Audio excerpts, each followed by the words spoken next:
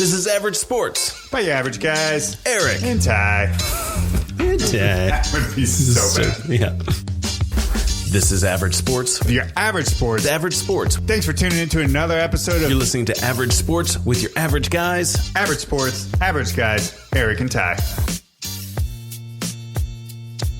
Well, it may be the first day of winter, but it is the last day of season 4. That's right. Season finale is here, Eric. Oh my God, it's 4 years. I know. Can you believe it? 4 complete And it's the wrap. years. Complete. So thanks to anyone who's ever tuned in. Maybe it's your first time. Thank you to you welcome. as well. Yeah, that's right. Hopefully you enjoy the show. This is Average Sports with your average guys, Eric and Ty. Hey-o. Hey, we're here. Yep. Bringing you the season finale, season 4, as we already covered. So, Right. Plenty of sports to talk about. Yes. What do we like to kick it off with? well, as always, we like to kick it off with the Would You Rather. We have a good one for the end of the year here. Would you rather go out on New Year's, do something at home with a small group, or do nothing at all? I had to throw a third option. What do you mean do nothing? First of all, okay, congratulations on getting the Magic 3 there. Do nothing at all? Yeah. Just sit there? Or be in bed by The like lights 11. Oh, okay, I got you. All right. That makes a little more sense. Yeah, just do nothing. Sleep. Okay. Why don't you just say sleep? Well, I mean, it doesn't have to be sleep. You just don't celebrate the New Year. How do you not do up nothing? until midnight. Or how do you... Something. Oh, okay. You just sit at home. You just sit at home with nobody. Well, can you watch Netflix? Sure. Can I watch Disney Plus? Sure. Hulu? Yeah. I'm not going to keep going. Sorry. Okay. I would rather... The next one I was going to say that's too many. Paramount Plus? Way too many. Absolutely Can I not. watch Peacock? Absolutely not. No. Too many. All right. Well, I don't know, man. I would always rather do something at home with people, but it doesn't have to be a small gathering. I like getting together to do like a house party. New Year's Eve is a great house party event. Yeah, I don't mind it. I don't want to go out on New Year's ever again. Ever in my again? life. What was the last time you went out? Oh, God. I don't know. Oh, in my God. 20s. Okay. Like, I don't want to go out anywhere and pay those ridiculous covers to do like some, crappy countdown in some bar.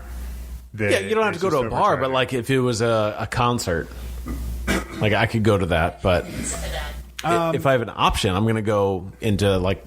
Well, I mean, in that case, I went to a hockey game a couple years ago on New Year's Eve. That's cool. But, I mean, it was over well before midnight. Of course. Obviously. So.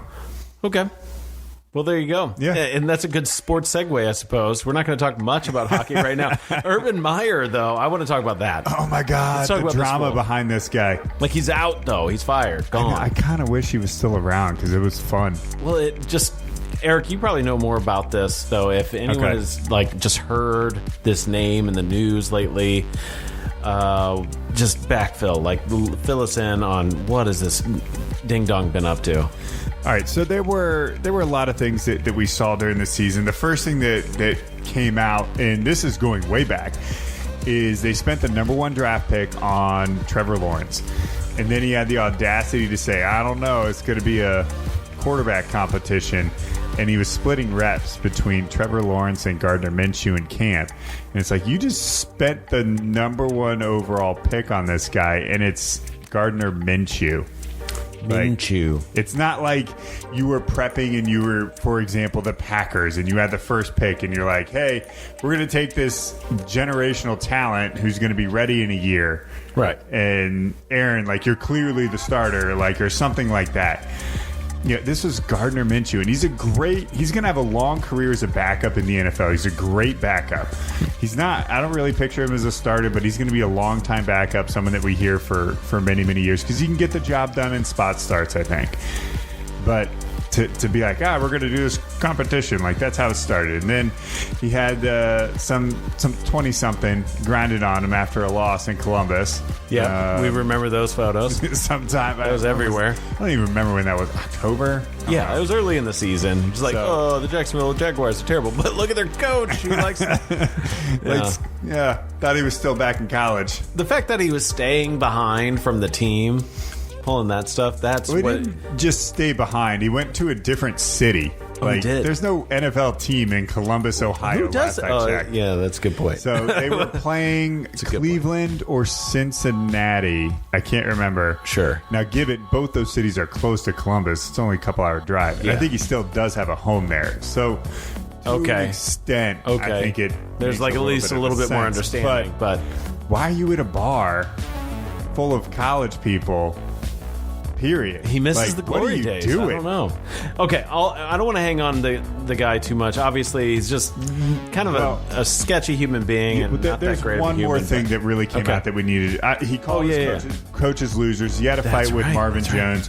He had the big tiff with James Robinson, the running back. But the big one was former kicker Josh Lambo, who's now a Tampa Bay Buccaneer. Reports came out that while he was at practice stretching, Coach Urban Meyer came up and kicked him, and then said, "Hey, bleep, you better make your bleeping kicks this week." And Josh was like, "Hey, don't kick me." He's like, "I'm the ball coach. I'll do what I want." So that became a big issue. And when that came out, now Josh said he reported to the legal team and his agent immediately, and they've been trying to deal with it. But then the reports came out, and I think that was the end of it. The second that you physically assault, it's funny how a student wouldn't have as much power to lean on, but I think it's interesting that you bring in the resources that he had available. I think there's a lot of something to be said there. Yeah, that who knows how long he was really behaving this way, and by all accounts, it sounds like he absolutely was. Yeah, it's just that he had the pedigree to back it up. Yeah, and it kept winning. Well, kind of. He was a new coach, so he at least had that. He has no NFL pedigree whatsoever. No. Just the fact that he was successful in college. Oh, yeah. But that report came out at the same time that Trevor Lawrence was being critical of him, of asking for James Robinson while him and Urban Meyer were, quote-unquote, having a feud, and benched him. And Trevor's like, "I need my best player out here. Where is he?" So that definitely was I think also part of it. So Urban Meyer, we all thought that Adam Gase was a joke, or at least I certainly did. Does this raise the bar for you or lower it? By the way, Adam Gase is like a wide receiver coach in high school now. If that tells you, and he's already underqualified for that job. Adam Gase sucks. But Urban Meyer, even worse. This guy is such a joke. And it would not surprise me if this is exactly how he acted as coach of Ohio State, there's no Florida, doubt. There can't be. or Utah. Right. Yeah. Because he's only been rewarded for that behavior. So why would he change? Yeah. But anyway, do you think that he has any job anywhere in football? Not in the NFL. Absolutely not. You think some college will pick him up? Yeah. No, because I think he did leave college because he didn't like the 24/7 recruiting thing. He did talk about that. I don't think he wants to go back to that. So even if a college called, I don't think he's So he just kind of retires and goes away? For a couple of years. Until he is missing old Columbus? Maybe. Yeah. I mean, maybe he ends up back in college, but definitely not next year. All right. So. Well, we've really only talked about two things so far. Let's get into more sports. We're plenty minutes into this show. We've got plenty left to talk about. I do want to point out, though, by the way, and marketing should absolutely show some love toward Eric and I. I just want to say, in our fantasy league, marketing, excuse me, we are first and second place. You damn we had a bye week. Right. Yeah. And we're on our way to a championship, at least some kind of showdown. Showdown. I feel showdown. Yeah, I think we're going to be there. Showdown. Yeah. So I got to be honest. We had the best week to have the bye because week 15 in the NFL was for fantasy was atrocious. Yeah. So many players were out because of COVID protocol. They had to mix up all these games. I mean, we had games now, given this was the schedule Thursday, Saturday, Sunday, Monday, but they had to move one of the games from Saturday to Monday. They had to move two games over to Tuesday. So yeah, we are still playing football on Tuesday right now. So the Washington football team and the Philadelphia Eagles are still playing, and the early game's already over, but it's Tuesday. And this was definitely a COVID thing last year, Tuesday night football. But It was strange. It's like, it's weird, but not as weird. Completely. Yeah, the double Monday night game was not that weird because that does happen at the start of the season. It didn't happen this year, but it does typically happen where they do 2 Monday night games to start the year. But currently, they just went ahead and had another, 2 Monday night games, 2 Tuesday night games. We got more Thursday night games. Now we have Saturday, Sunday, and Monday night football again. So a lot of NFL football. You could have NFL just about every day of the week if you wanted. Just about. No Wednesdays, no Fridays right now. Do you think people want that? No. I feel like it would be. I feel like it would be exciting for a season or two. People would, and then it would just get burnt out. Like you'll feel the burnout. Yeah, I like it compact. Yes, agreed. So, and you got to have the Octo Box, man. Got to have the Octo Box. Shout out to Red Zone. Yep, 100%. Our guy, who's the host of that? Scott Hansen. Scott. Shout out to Scott. Yeah, all right, like the man. So what was our point with that?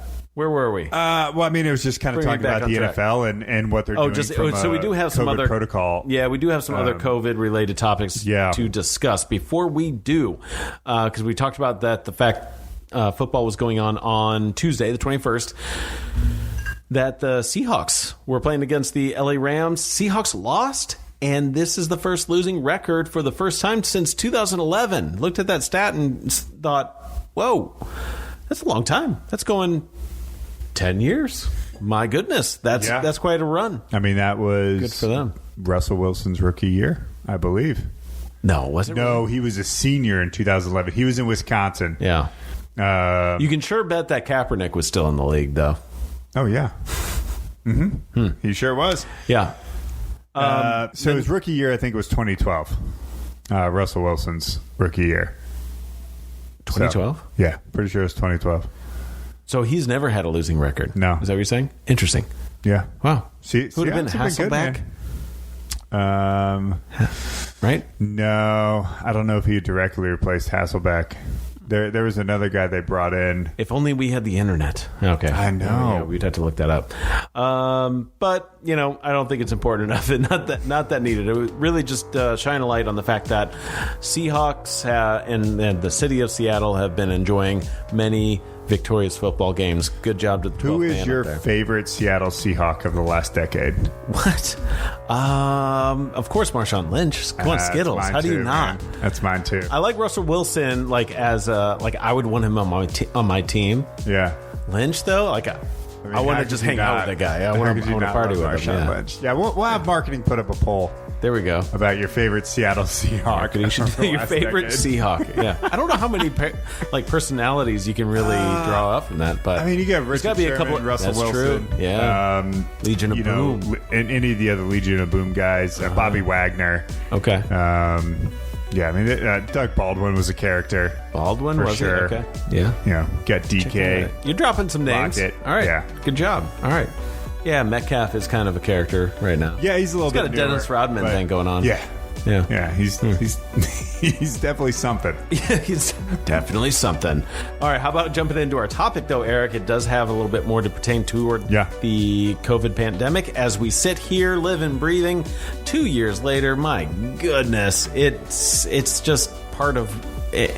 It's kind of like the worst case scenario. We didn't think it would really go anywhere, and who knows how long it goes. And we were talking about, I remember the beginning, it could be 18 months. Well, we're here. We're sitting here. 2 years, man. Dude, we went 2 years complete. We went to Blue City Deli. Yeah. That day, got some sandwiches. I got pastrami. Hot pastrami. We got some sandwiches. Yeah. And the whole we were talking about it on the car ride home, man. And we're getting the news NBA shuts down. Yeah. NHL shuts down. Yeah. And XFL was a thing back then. It was shut down. Yes. And it's oh my God. It just kept coming in dominoes. It was legit we were having breaking news section because it just kept coming in that day. So... yeah, I remember it very vividly. So yeah, it's pretty wild. So the NHL though is canceling the Olympics due to COVID. And did you hear about that? We didn't mention this, but also in the recap, the NHL has shut down through Sunday. at this point. So no games through the whole NHL. There's so many teams that are on COVID protocol. Like, for example, the Blues, we can talk a little bit more about that. I thought